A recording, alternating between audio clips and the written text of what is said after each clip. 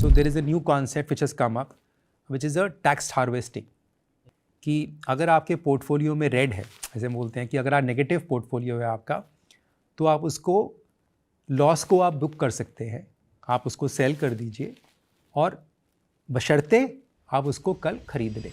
अब काफ़ी बदलाव आ गया है इनकम टैक्स एक्ट के अंदर। पहले ओल्ड रिजीम था जहाँ पर आपको 80C का बेनिफिट मिलता था 1.5 लाख का। अब न्यू रिजीम भी आ चुका है, ओल्ड भी चल रहा है, न्यू भी आ चुका है, जिसके अंदर टैक्स रेट्स की दरें ऐसी तय की गई हैं जिससे अगर आप कुछ बेनिफिट्स नहीं क्लेम करते तो लगभग आपका टैक्स उतना ही बैठता है जो ओल्ड रिजीम में था।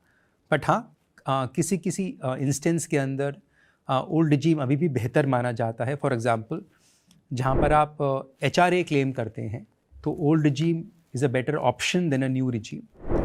तो उस केस के अंदर अगर आप 80C का टैक्स बेनिफिट्स को यूज़ करते हैं तो आप इंश्योर करिएगा 31 मार्च से पहले आप अपने वो लिमिट को 1.5 लाख की जो लिमिट मिलती है आपको, जिसके अंदर आपके इंश्योरेंस प्रीमियम होते हैं, आपका म्यूचुअल फंड की ELSS की स्कीम होती है, PPF होता है आपका, तो उसको आप अपना यूज़ कर लीजिए पूरा।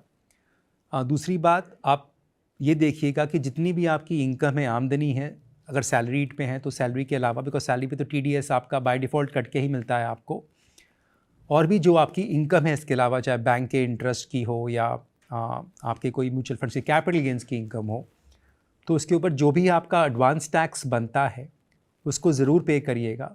अब तो 15 मार्च की जो डेट थी एडवांस टैक्स की वो निकल चुकी है, पर कोशिश करिए कि 31 मार्च से पहले जो भी टैक्स है आपका उसको आप पे कर दीजिएगा, ताकि आपकी थोड़ी सी कुछ जो सेविंग है वो हो पाए। और अगर हम इन्वेस्टमेंट्स की जो बात करते आ रहे हैं, उसी में अगर मैं एक पॉइंट और डालूँ Vivek, so there is a new concept which has come up which is a tax harvesting. जिसका मतलब ये है कि अगर आप अपना पोर्टफोलियो चेक करिए, और ये अभी आया है क्योंकि मार्केट के अंदर गिरावट देखी गई है, कि अगर आपके पोर्टफोलियो में रेड है, ऐसे बोलते हैं कि अगर आप नेगेटिव पोर्टफोलियो है आपका, तो आप उसको लॉस को आप बुक कर सकते हैं, आप उसको सेल कर दीजिए और बशर्ते आप उसको कल खरीद लें। तो आपने लॉस बुक करके लॉस अपनी जेब में डाल लिया और आपने फिर वही स्कीम, अज्यूमिंग की स्कीम अच्छी है वो वाली या स्टॉक अच्छा है वो वाला, आप उसको दोबारा खरीद लीजिए। इसको टैक्स हार्वेस्टिंग बोलते हैं। इसका मैं आपको एग्जांपल अगर दूँ मैं आपको, सपोज़ करिए आपने 1 लाख का निवेश किया और आपकी उसकी वैल्यू लेट्स से 80,000 रुपये की है, तो 20,000 रुपये का आपका कैपिटल लॉस हो गया। आपने उसको आज सेल किया तो आपकी सेल वैल्यू 80,000 है, तो आपको 20,000 रुपीज़ का जो लॉस था वो आपकी बुक्स में एंट्री आ गई उसकी, और अगले ही दिन आप वो 80,000 रुपये का दोबारा परचेज़ कर लीजिए। तो जो नंबर ऑफ़ यूनिट्स हैं लगभग आपके वही रहेंगे, आपने उतने ही बेचे हैं, उतने ही खरीदे हैं, तो यूनिट्स आपके वही रहेंगे और आपको 20,000 रुपये का लॉस आपकी बुक्स के अंदर मिल गया, जो ऑफसेट कर सकते हैं आप किसी और लॉसेस, अब मैं उसी पे आ रहा हूँ, उस लॉसेस को आप सेट ऑफ कर सकते हैं कैपिटल गेन्स के साथ। इसमें थोड़ी टेक्निकलिटी आ जाती है कि शॉर्ट टर्म कैपिटल लॉस है या लॉन्ग टर्म कैपिटल लॉस है। सो अगर मैं एक लेवल और बढ़ाऊँ डिस्कशन का इसके अंदर, short term losses can be set off against short term gains as well as long term gains. Long term losses can be set off only against long term gains. So बाकी निवेशक अपने CA से, जो भी उनके advisers है, उससे सलाह कर सकते हैं, but that's one way they can look at that. And the losses can be carry forward for the next 8 years।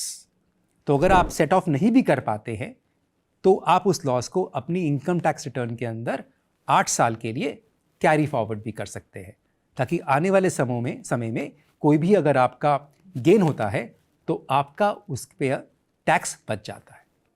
पर ये उन्हीं के लिए रेलेवेंट रहेगा जो कैपिटल गेन्स टैक्स देते हैं, जिनके पास बुक लॉसेस भी उन्हीं के पास ही होगा विवेक, जिनके पास इन्वेस्टमेंट्स हैं, कैपिटल गेन्स हैं, उन्हीं के पास होगा। मतलब मैं कहना ये चाह रहा था कि अगर आप एक लॉन्ग टर्म निवेशक हैं, कभी आपने ना कोई शेयर पे कैपिटल गेन पाया ना लॉस पाया, तो केवल इसीलिए ना जाके बेचने लग जाएं कि मुझे आगे गेन मिलेगा। नहीं, बिल्कुल नहीं। हाँ। मैंने ये बोला आपको कि मुझे वही दोबारा खरीदना भी है। हाँ। नहीं तो मेरा पर्पस डिफीट हो जाएगा। बिल्कुल।